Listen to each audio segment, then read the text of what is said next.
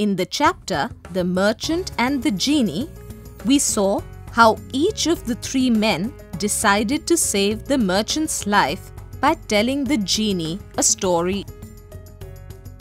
The story is taken from 1001 Arabian Nights, a collection of Middle Eastern folk tales. The stories are narrated by Sherzadeh, the Sasanian king's wife, for 1001 nights. She would begin a story and would finish it the next day before she began another new story. Stories existed long before history was even written. The forms of storytelling changed throughout the ages. Painting is one such form. Patua painting is a form of scroll painting native to West Bengal. In Bangla, Pat means scroll and Patua means painter. The scrolls narrate mythological and historical stories.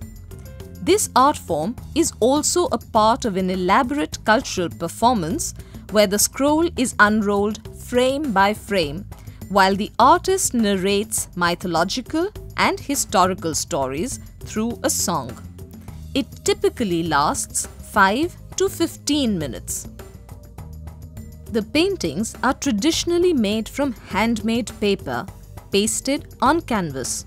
The scrolls are typically 8 to 15 feet long and contain vibrantly painted scenes of a mythological or a historical story. Plants, minerals, turmeric, vermilion, and burnt rice are used to create the paint. The Patua artists have practiced this art for centuries. They visit villages and go from house to house with their bag of scrolls and narrate stories while unrolling the scrolls. They get paid in cash or kind for their stories. Do you like listening to stories?